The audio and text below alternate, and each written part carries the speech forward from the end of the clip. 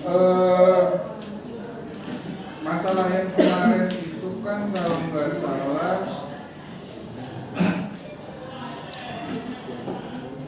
belum di estimate ya, lupa. Apa sih yang mesti diregres? Price, Rang.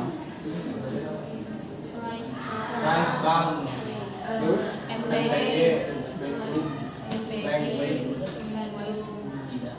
terus terus headroom sama? Hah? Udah.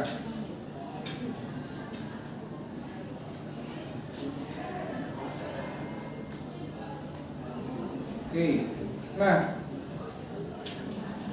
solusinya jadinya Kata Bapak satu persatu gitu, Pak. oke, jadi Kenapa dihilangin satu? yang multi-call itu kan weight sama length. Iya. Bayangkan kenapa dia multi-call? Tahu?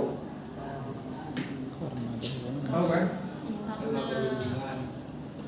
Karena variabelnya saling berhubungan. Yes.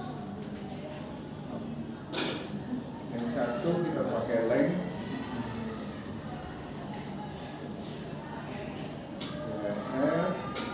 Yang satu kita pakai weight.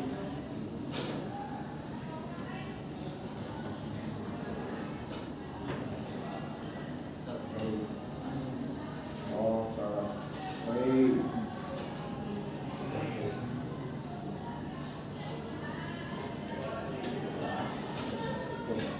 Solusinya harus dipisah. Jadi di regres modelnya dipisah satu persatu antara yang length dan yang weight. Itu pun berlaku bagi semua data yang saling berhubungan. Kita sekarang baru mengukur soal berat mobil dan panjang. Pastikan beratnya mobil itu dipengaruhi oleh panjangnya si mobil. Berat badan kalian itu dipengaruhi oleh tinggi badan, ya kan? Kebaikan gizi kalian itu dipengaruhi oleh makanan. Makanan kalian dipengaruhi oleh pendapatan, ya kan? Nah, makanya gizi itu biasanya kualitas spending atau kualitas spending untuk makan pengeluaran itu akan selalu beriringan dengan pendapatan.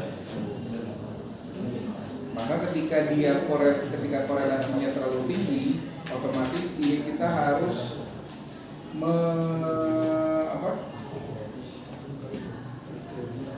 mengubah atau mendrop sebuah variabel yang memang terlalu tinggi korelasinya. Ya, contoh ini misalkan weight dan length itu ternyata hampir 100% beriringan. Dia 94,6% itu selalu beriringan antara yang weight dengan yang length. Solusinya di drop salah satu. Ini nggak ada solusi yang lain, makanya ini salah satu bentuk cara kita meregres, dipisah, ya, antara dia yang ini pakai eccentricity -1 sama -2 di log, tapi dipisah. Kenapa? Karena ini cuma beda tahun doang. Jadi kita akan menampilkannya hasil regresinya itu nanti bisanya kayak gini. Jadi memisahkan antara model 1, model 2, dan model 3. Mana yang terbaik silahkan jelaskan masing-masing persamaan dari model tersebut. Dan ini sudah standar dan dia seperti saya katakan biasanya tidak melakukan lagi uji normalitas dan segala macam. Dia melakukan apa yang disebut dengan robust. Saya bukan jelasin robust di sini ya? Belum. Oh, oke. Nanti.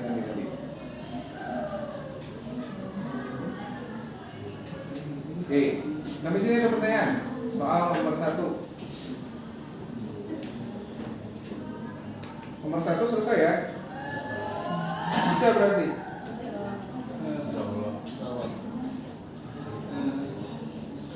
Yang diragukan lagi dari soal nomor 1 apa? Hah?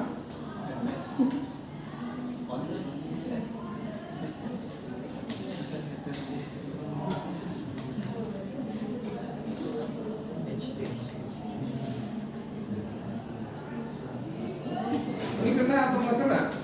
Nggak kena. Hah? Nggak kena.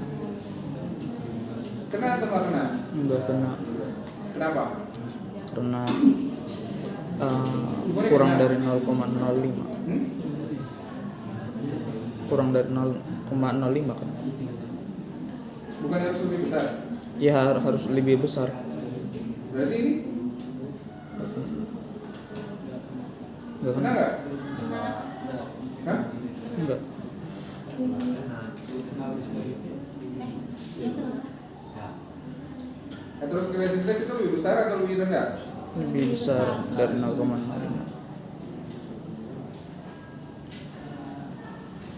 Terus ini gimana? Digabung lagi. Hah? Digabung lagi. Kalau digabung lagi kan nggak bisa. Kan kita sudah menyelesaikan masalah multicore dengan memisahkan. Nah ini yang harus dijelasin sebetulnya. Jadi si proses ini itu adalah proses untuk menemukan model yang terbaik. Jadi kalau misalkan tadi datanya sudah normal, normalnya misalkan dengan melakukan logaritma, maka proses selanjutnya kita mengecek dengan mengecek multikolinialitas dengan data yang sudah dilogaritmik. Setelah di logaritmik ternyata misalkan kita perlu mengadakan perubahan lagi terhadap model, diuji multikolinialitas dengan membagi 2.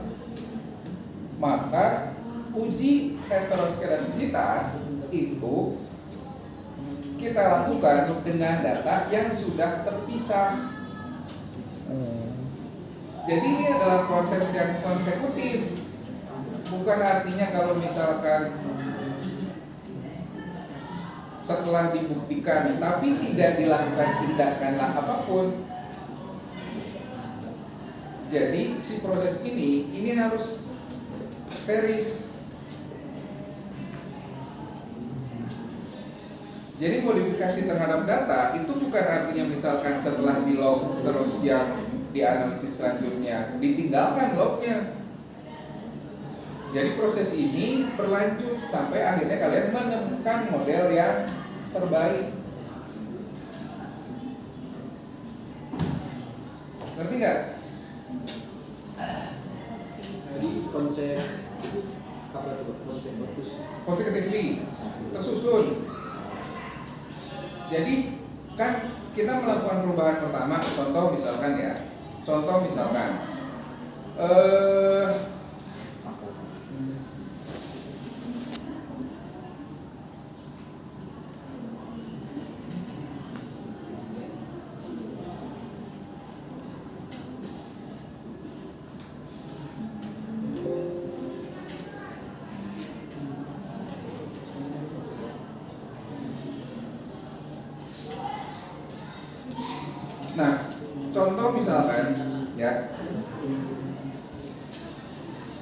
kita diharuskan mengubah terang. Kalau misalkan terang itu nggak normal, sehingga kita harus melakukan perubahan terhadap terang atau bagasi. Nah, si bagasi ini ketika sudah diubah dan dia lepas dari masalah normalitasnya, berarti kita selanjutnya itu meregres dengan yang sudah normalnya. Berarti modelnya berubah. Sekarang artinya dia harus berubah ke bentuk selanjutnya. Dan nih bersih yang normalitas, pindah ke yang multicore. multi-call ternyata masalahnya ada di weight sama length. Jelas lah kalau itu. Berarti kita akan berubah menjadi dua model kan. Yang pertama adalah model yang masuk weight, yang kedua adalah yang masuk length. Nah, nanti dua-duanya kita akan perbandingkan. Itu setelah multi-call-nya hilang. Baru setelah itu heteroskedasisitasnya kita harus lakukan dengan kedua data ini. Jadi bukan ditinggal. Perubahannya sudah berubah datanya, itu tidak meninggalkan data tersebut yang sudah diubah. Artinya nanti kita akan punya model bentuk baru yang sudah melewati evaluasi dari si uji asumsi klasik itu.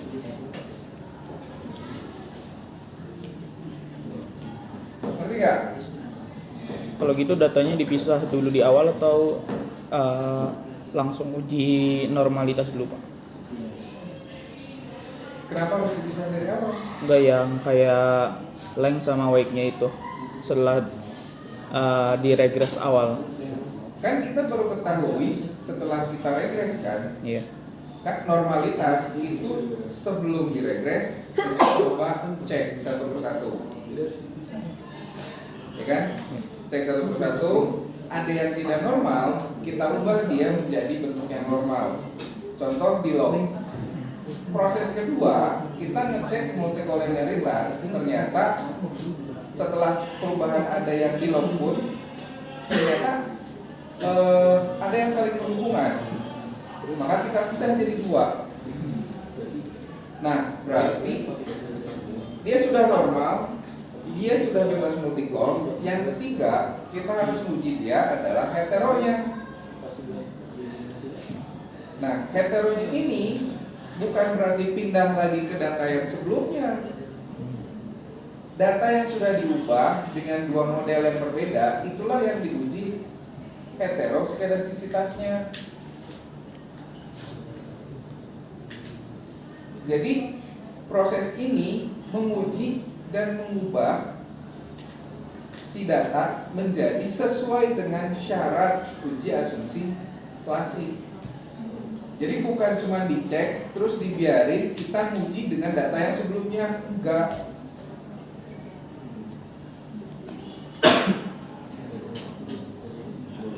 Ngerti?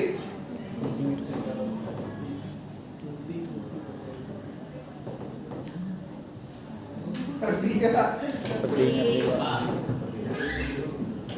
Bisa? Insya Allah. Hah? Insya Allah. Insya Allah. Bisa nggak? Bisa.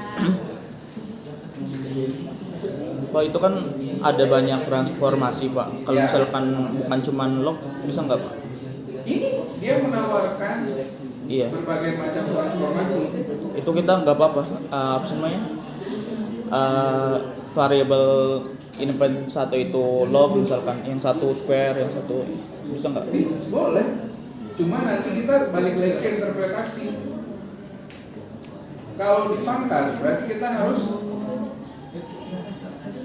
ketika interpretasi harus diakar dulu kan. Kan kita harus mengembalikan dia ke angka alaminya.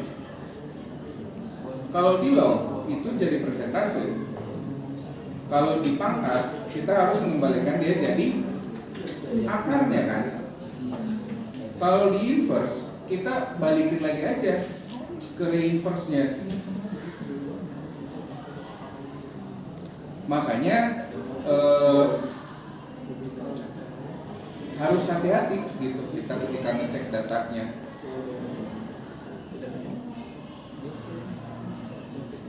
Bisa? Ladder itu apa? Ah? Ladder. Ini untuk ngasih tahu kita transformasi apa yang bisa dipakai. Yang chi-square-nya itu saya lupa makin kecil atau makin besar ini. Kalau nggak salah makin terbukti makin bagus kalau nggak salah. Buat normalitas, menghilangkan normalitas yang tidak normal. Berarti ngambilnya harus yang paling gede itu Pak. Saya lupa yang paling gede atau paling kecil, saya lupa.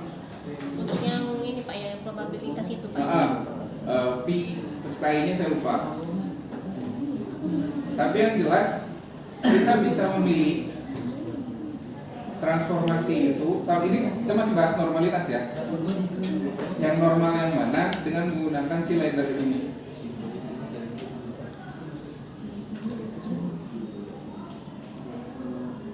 Perubahan data untuk ketika setelah kita menemukan bahwa dia tidak normal. Ya. Tinggal dicari aja.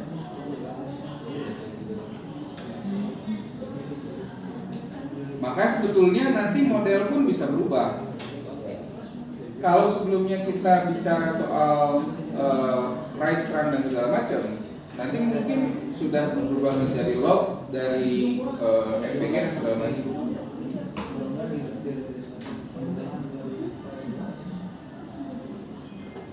Bisa dipahami? Bisa. Nomor 1. Nanti itu heteroskedasitasnya kena itu kan Pak. Nah, solusinya gimana?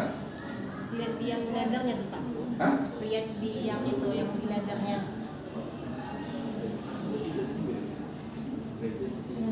Kayak di leadernya itu kan yang paling besar itu kan square root Pak. Sekarang kita coba dengan model yang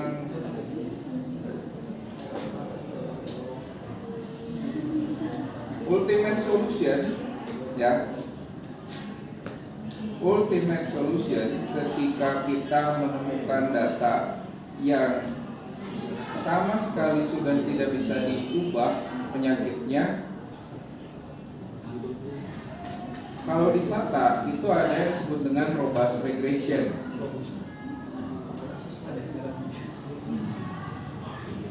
Kalau mungkin yang nyari di YouTube pasti tahu apa yang disebut dengan robust regression. Hanya saja dia ini kalau di kita jarang dipakai karena dia itu akan menguatkan varians yang dari yang si ordinary-nya. Dia itu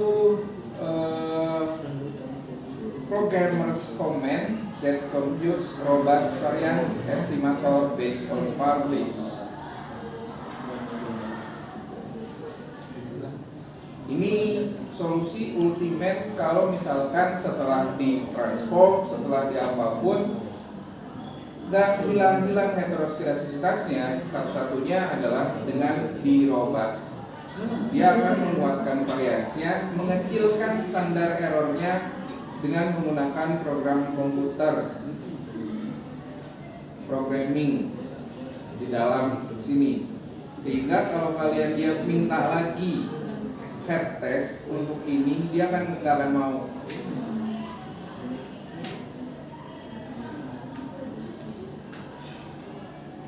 Ya, yang itu yang biasa dilakukan di paper-paper internasional.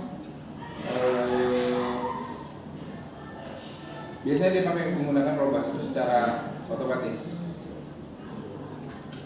Dan ini cara kita yang saya sebutkan kemarin adalah mengappend atau menambahkan hasil regresi model 1, model 2, dan model 3.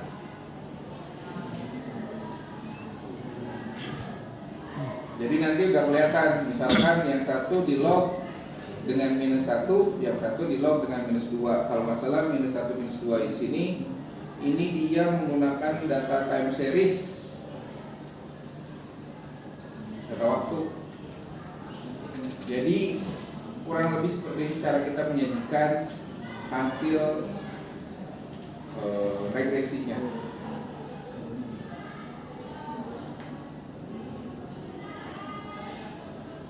Bisa nomor 1 ya.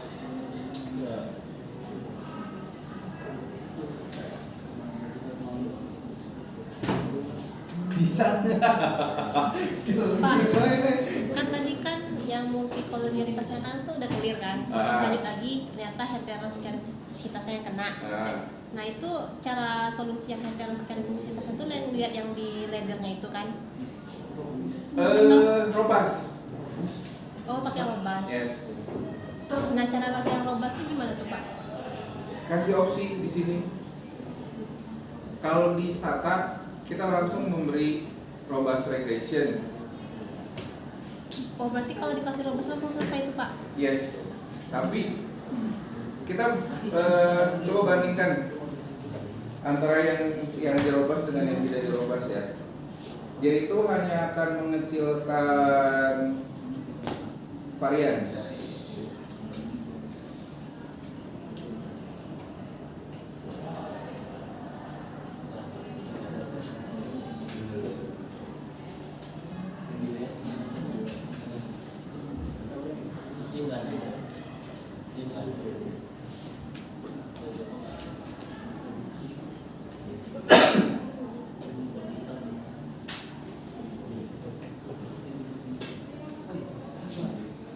Tuh, standar errornya jadi lebih kecil.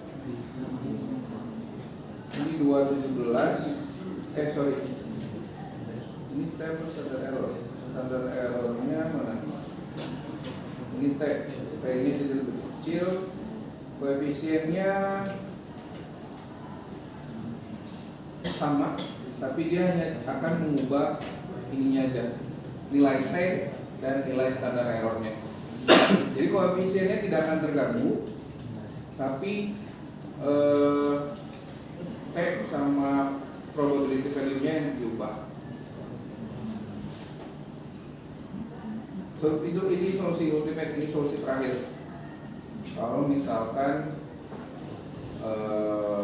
masalah heteronya tidak ketemu juga solusinya. Biasanya kan karena ada outlier ya. Outlier itu apa? Data yang menyimpang jauh. Data yang sangat menyimpang jauh sehingga dia akan menimbulkan standar deviasi yang tinggi. Jadi makanya solusi lainnya adalah dengan menggunakan fungsi if. Jika kita akan meregresi hanya jika datanya misalkan headroomnya berapa sama dengan berapa, itu pun bisa dilakukan. Jadi nanti ditambahkan if di regresinya.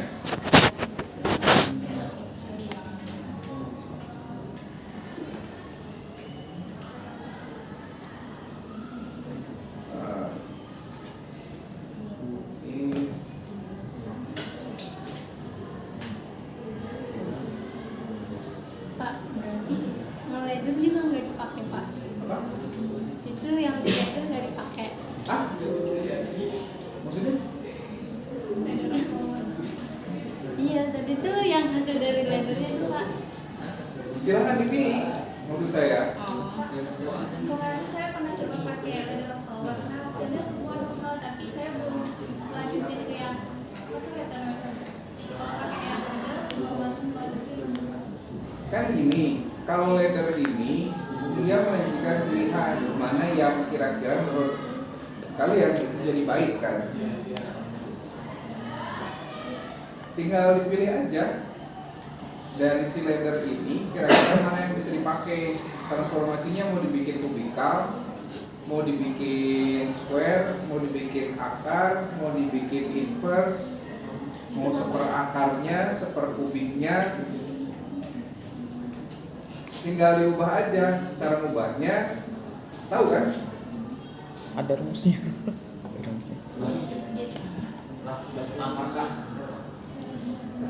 Tahu. rumusnya itu dari laddernya.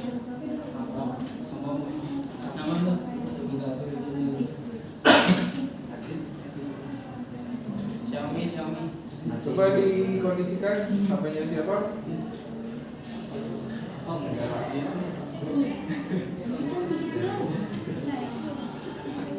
Oke.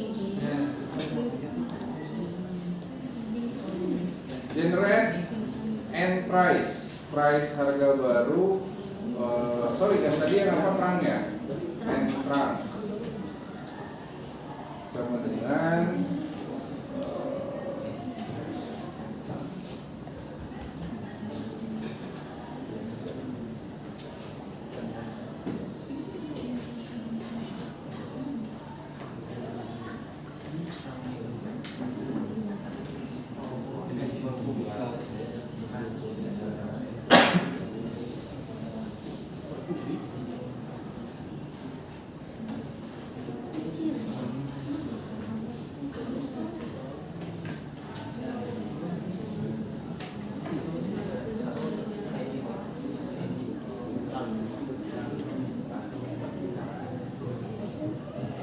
jadi berubah. Generate log L terang dengan log dari terang.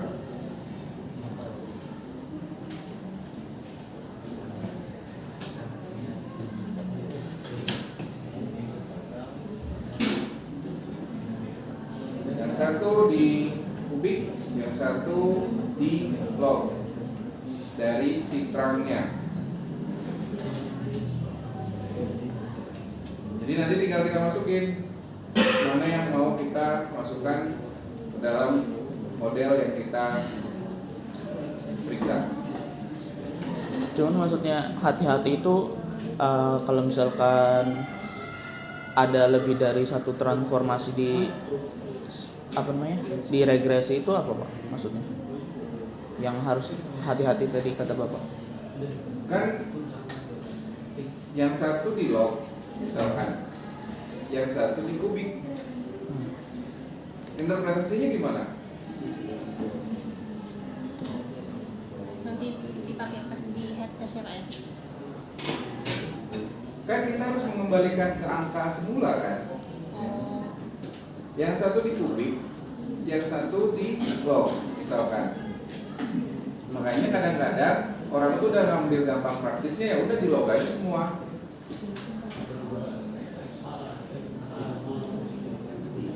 Itu karena kan interpretasinya nanti beda antara yang sudah di kubik dan yang belum di kubik. Kalau sudah di kubik kan artinya gimana? Nilainya akan lebih tinggi. Ya. Maka kita harus mengembalikan ke angka semulanya kan, hasil koefisiennya. Yang di log pun koefisiennya jadi persentase. Yang kubik kita harus mengembalikan ke hasil semulanya.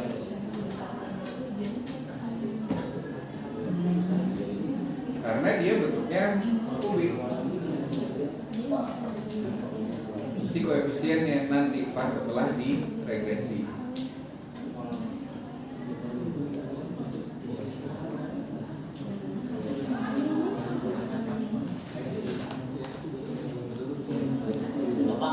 Yes.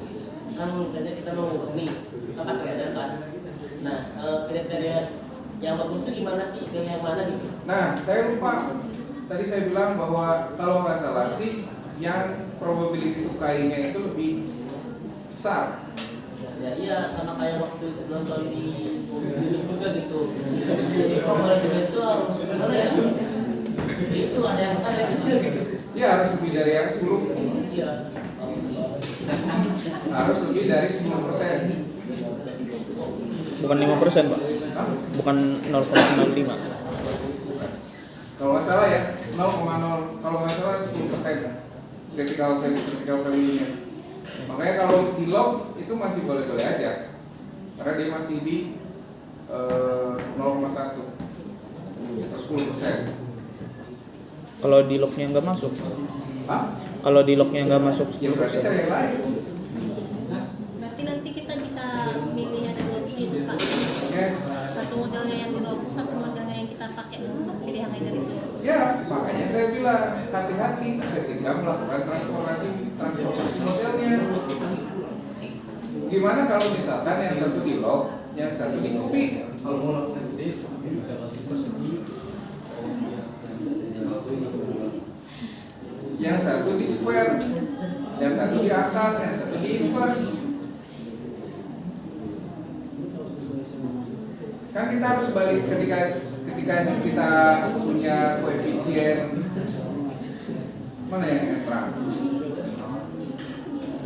Nih, artinya apa?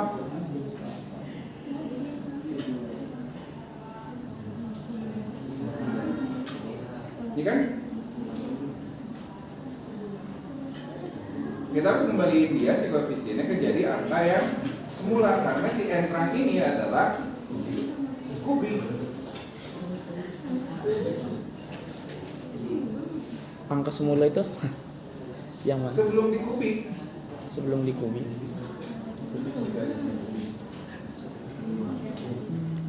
Iya kan?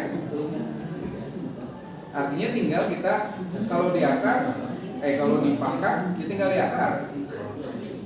Kalau di akar tinggal di pangkat. Ya kan? Kalau di inverse tinggal di inverse balik. Si koefisiennya, karena kan nggak mungkin langsung kita menginterpretasikan bahwa kecuali misalkan di log ya sudah jadi persentase kenaikan penurunannya.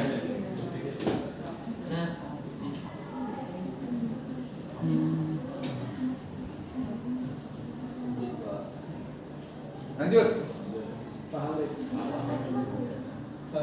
balik lagi ke tadi Pak. Jadi kan kita kalau yang uji multikoleritas kan udah diselesain, solusinya dibagi dua, yang length sama weight. Nah kalau yang hetero kan tadi hasilnya kan 0, jauh, maksudnya datanya tuh hetero dua-duanya.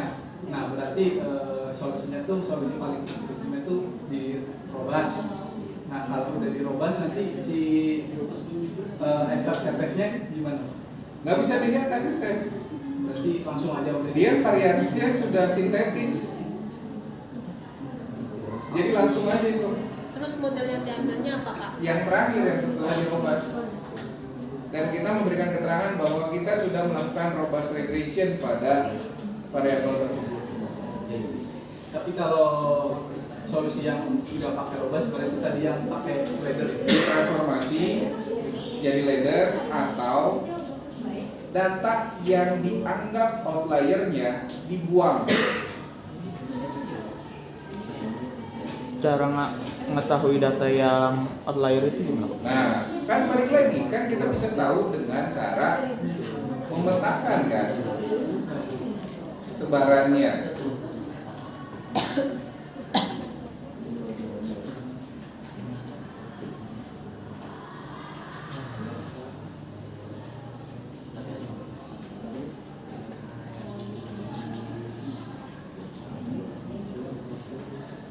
Ada nggak kira-kira atau scatter?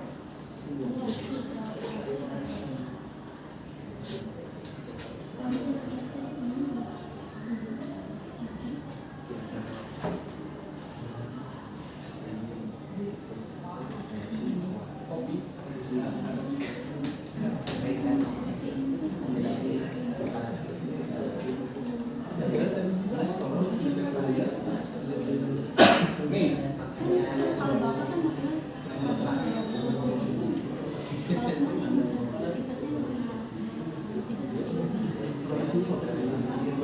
sementara datanya sebarannya sebetulnya ada di sekitar sini.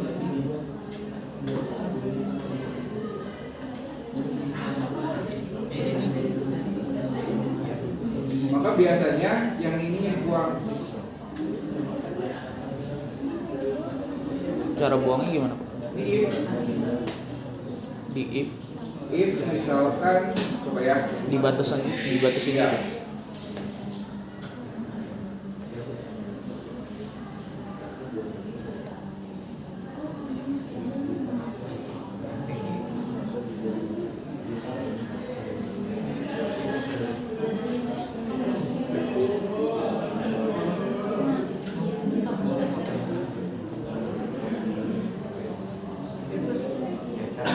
Saya skip MPG yang di atas 40. Hasilnya ini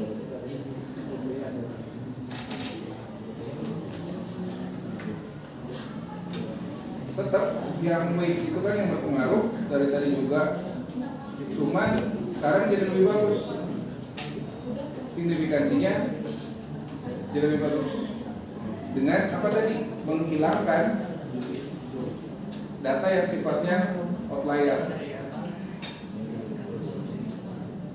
Artinya apa? Artinya apa? Artinya saya berusaha memfitkan data kan, menghilangkan, membuang data yang tadi sifatnya mengganggu homoskedastisitas.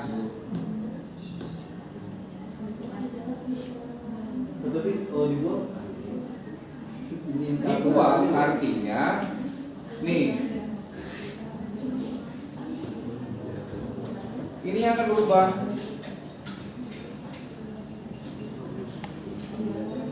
Tuh, yang satu 74 observasi, yang ini saya buang satu. Observasi numbernya kita buang.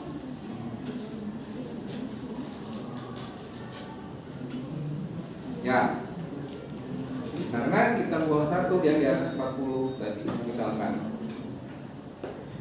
itu bisa pakai fungsi if.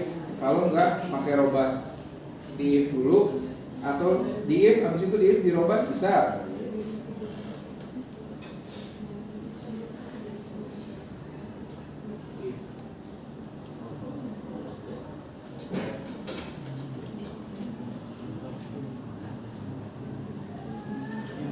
Nah, ini malah jadi nggak signifikan.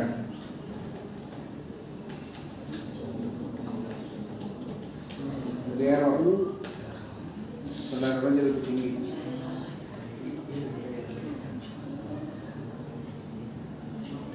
Oke. Nomor 1 selesai. Sudah selesai. Ya.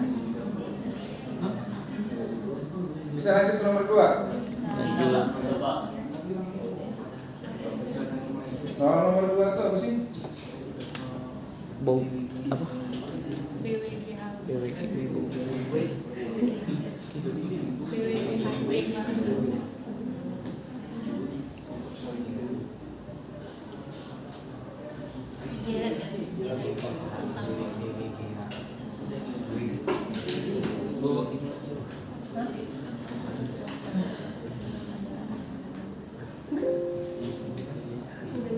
Sama apa? Pemini jig ya itu apa itu meluai jig. Oke.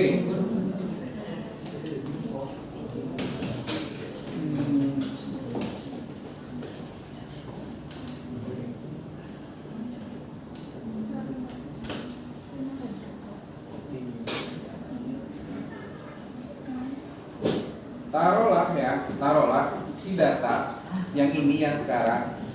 Saya kan tujuannya saya menghadirkan data birth weight itu adalah saya harus memperkenalkan ke kalian sebuah variabel baru yang disebut dengan variabel dummy. Dummy itu artinya apa? Hah? Bodoh. Dummy itu bodoh. Bahasa Inggris? Dam Pak ya. Dam. Dam di berarti. Ya. Kenapa mesti ada dummy? biar susah mengerjain. Bukan, karena data itu kadang dia sifatnya simple. 0 dan 1. Ya, Laki-laki dan perempuan. ganteng, nggak ganteng. Ya, laki, perempuan. Sederhana kan? Ya. Muslim, non muslim.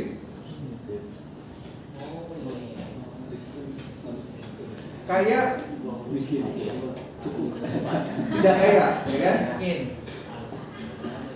Nah, itu adalah data yang sederhana, yang sebetulnya karena kesederhanaannya dia tidak termasuk kategori data interval ataupun rasio, maka dia akan masuk ke dalam data yang sifatnya apa? Kualitatif. Data kualitatif atau data yang nominal antara 1 dan 0.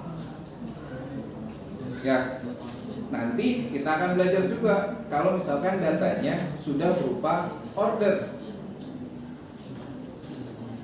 1, 2, 3, 4, 5 itu artinya adalah kesukaan. 5 itu paling disukai, 1 tidak paling disukai. Sangat setuju dan sangat tidak setuju. Itu pun beda treatment datanya. Kenapa beda treatment datanya?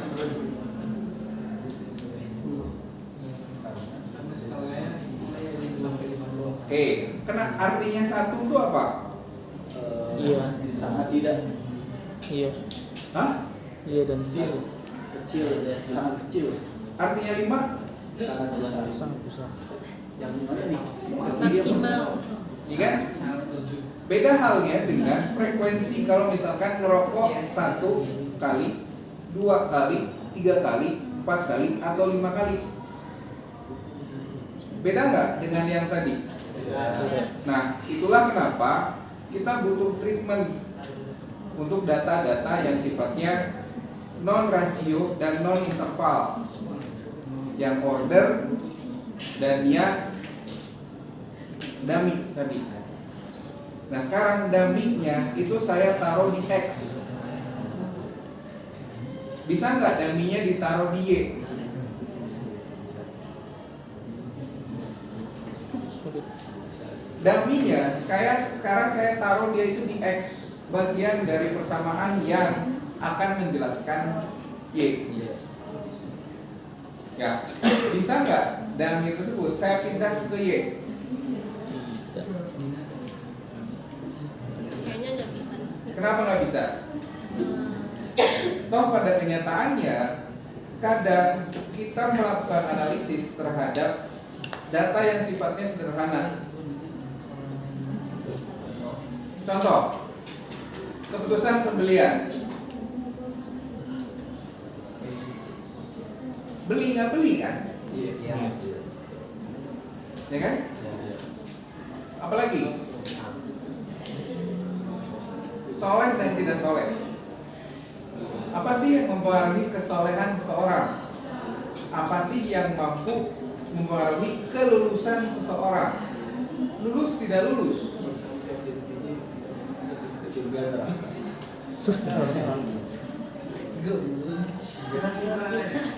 Ya kan?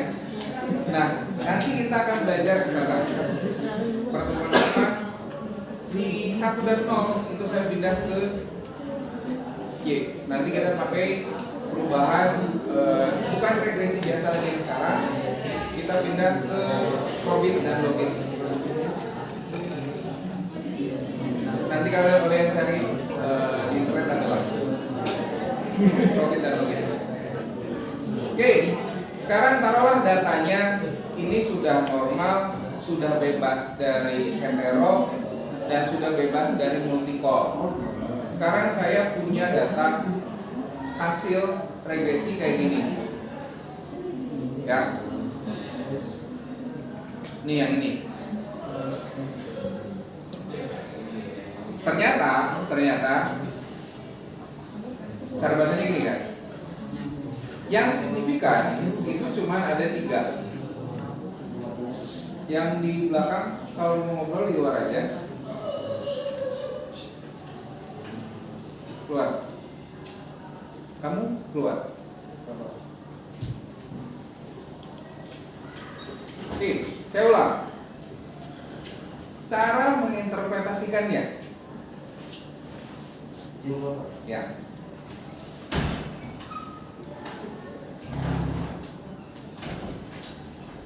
Ketika kita punya hasil regresi yang signifikan ternyata cuma ada 3.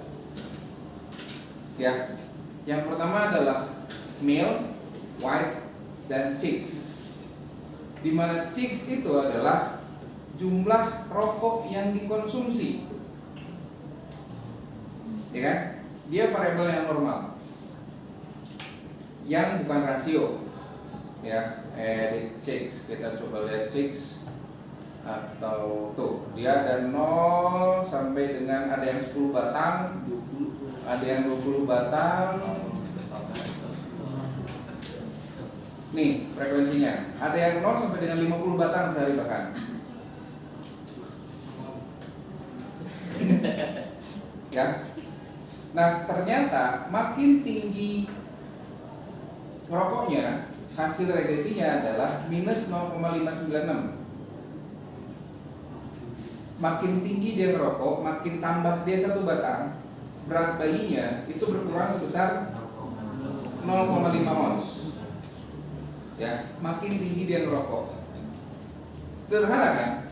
Menginterpretasikan regresi biasa.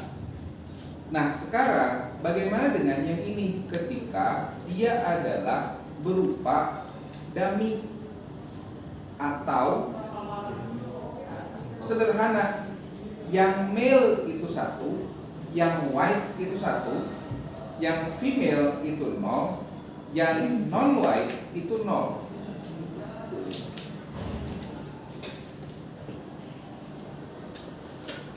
Oke, male.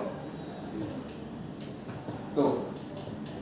1 kalau dia laki-laki. 0 kalau dia anaknya perempuan.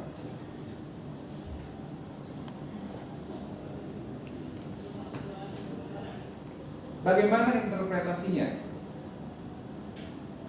Ternyata kalau hasil regresinya yang cowok itu ternyata signifikan, berpengaruh terhadap berat badan anak.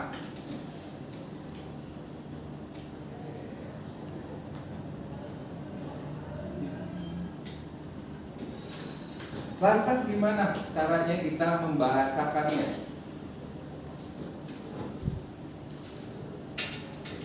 Ketika koefisiennya adalah 3,669.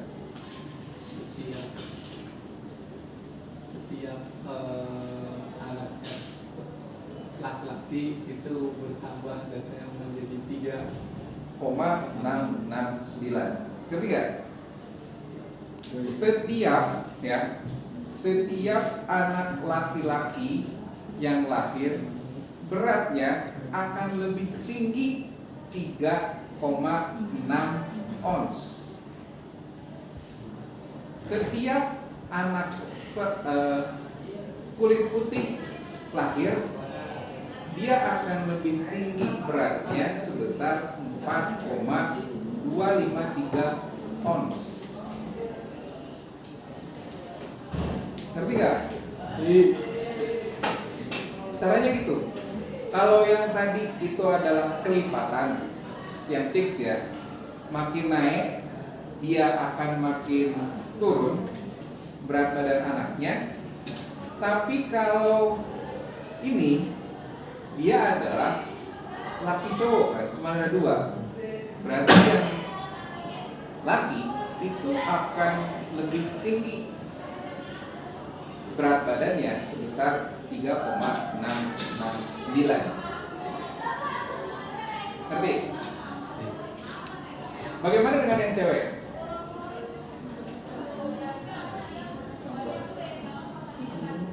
Kan kalau male dia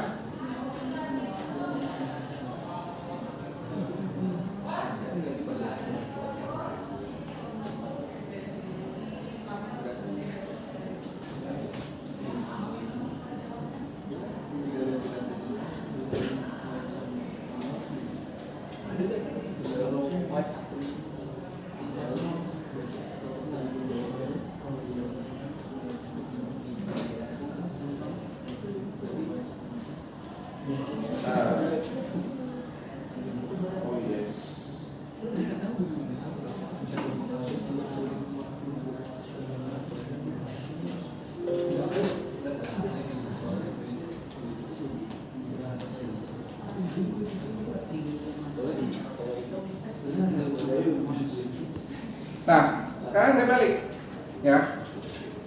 Yang satu male, yang satu female.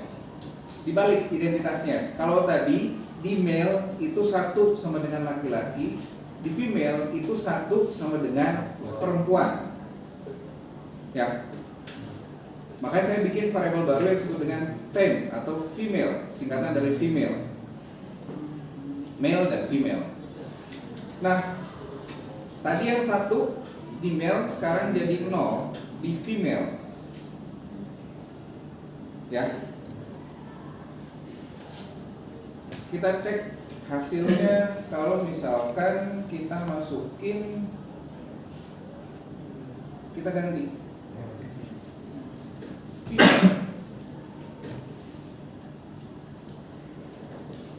supaya gampang bacanya.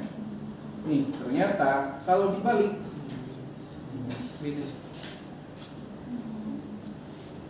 minus 3,669. Artinya benar kan?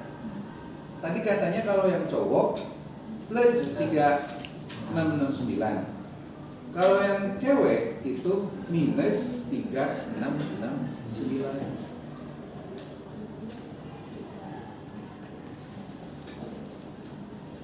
Ya. Sekarang gimana kalau misalkan kita masukin dua variabel tersebut ke dalam persamaan yang sama? Kira-kira bisa nggak?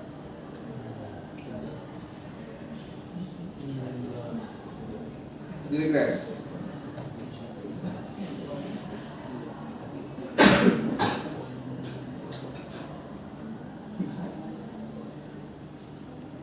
Nih, yang male itu akan ditinggalkan. Kenapa? Kenapa yang male akan ditinggalkan? Karena dia perfect collinearity. Kalau tadi kita bicara multicollinearitas, kalau ini perfect multicol. Ya, perfect collinearity itu artinya gini loh.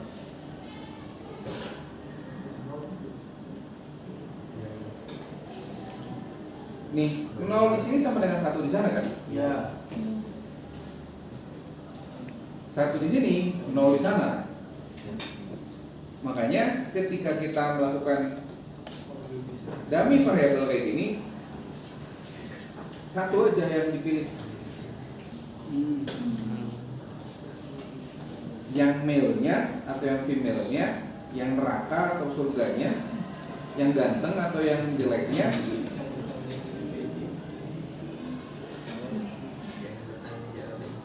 Ya, itu cara kita memasukkan variabel dummy. Variabel dummy yang lain apa? Pendidikan bisa nggak? Kenapa pendidikan nggak bisa? Ada jenjang-jenjang. Ya, ada jenjang kan. Tapi bisa kita bikin dummy. Lulus S1 dan tidak lulus S1.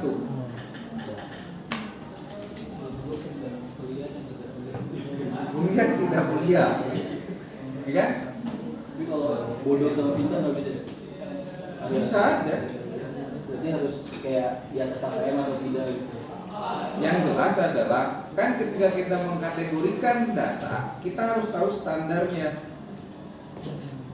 Yang disebut dengan kaya itu apa sih?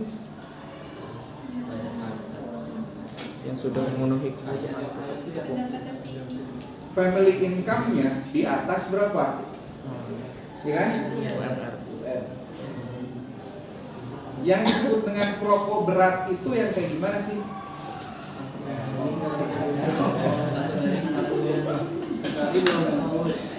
Sehari 2 bungkus misalkan. Sehari berarti lebih dari 24. Maka di sini pun kita bisa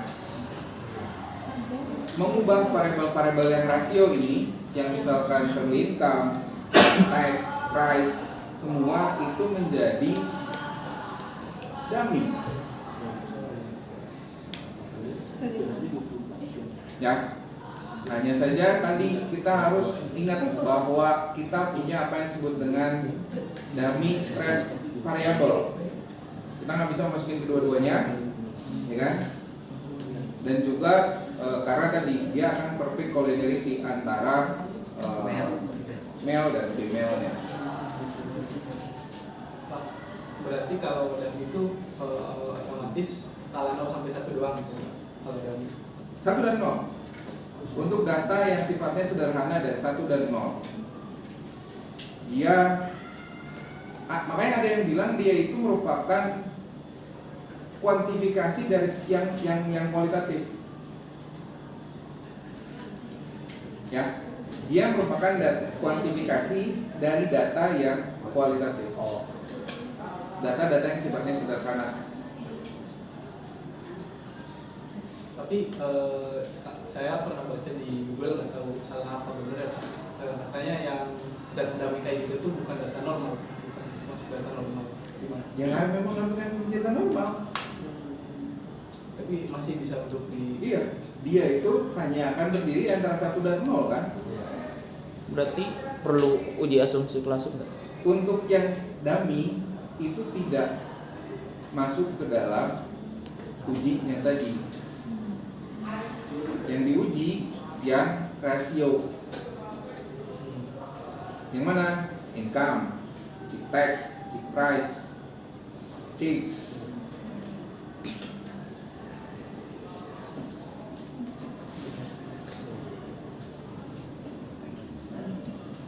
Gitu. Karena tidak akan kita menemukan normalitas data karena cuma ada 2 antara 1 dan 0. Minnya di mana? Standar deviasinya apa? Ya kan? Gitu. Kalau bulan sama tahun termasuk dummy nggak? Bulan. Iya bulan, karena cuma ada 12 bulan kayak gitu. Bulan. Kan antara 0 dan 1 dan medium. Sebenarnya kan dami berarti nanti ada yang positif ada yang negatif ujungnya. Apanya maksudnya? Ujungnya? Ya kan nanti hasilnya kan. Koefisiennya. Nah itu terang mau pakai yang mana? Terserah. Tapi lebih enak ya. Kan kita nggak tahu hasilnya mau seperti apa. Ini pun kita ketahui kan setelah mencoba. Mau pakai yang fame atau yang male terserah kalian. Ini kita ketahui setelah mencoba. Saya mencoba, ya kan? Mau dimasukin yang fame, mau dimasukin yang male itu terserah kalian.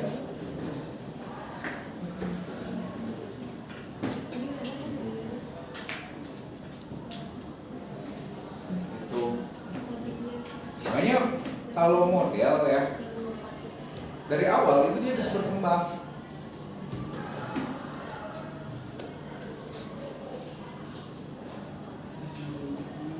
Dari yang sederhana menjadi yang misalkan sudah double log lah segala macam yang sebetulnya tadi untuk menghilangkan penyakit-penyakit itu aja.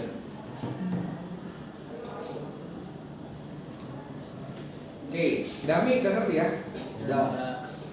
Berarti minggu depan kita coba latihan kalau Dami-nya itu berubah jadi independent variable.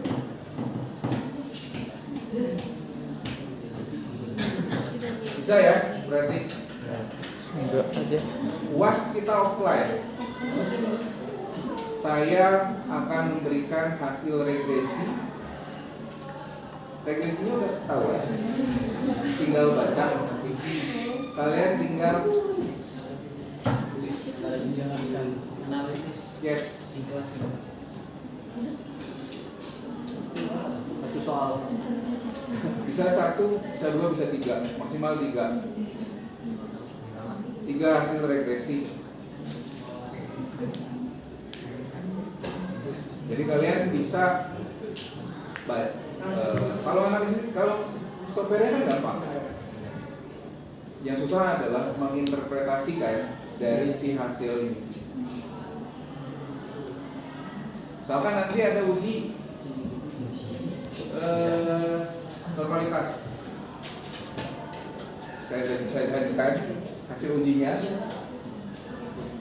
Terus ada uji hetero, saya sajikan. Terus misalkan saya ubah jadi model yang lain, artinya apa? Jadi bukan soal menguasai softwarenya, karena software itu gampang.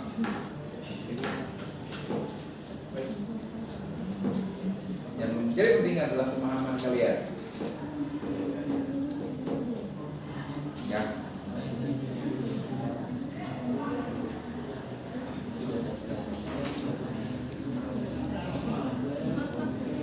Cukup? Ada pertanyaan soal uji asumsi klasik dan dummy sebagai variabel penjelas. Nanti kita akan menjelaskan si dummy-nya. Jadi dummy pindah.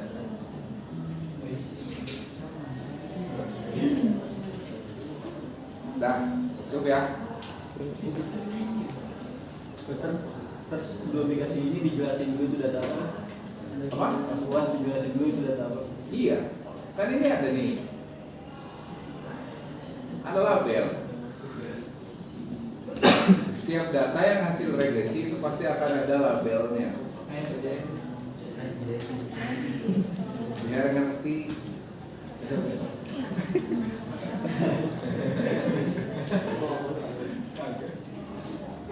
Ya.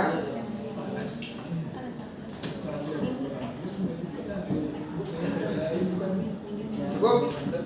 Cukup. Oke, terima kasih.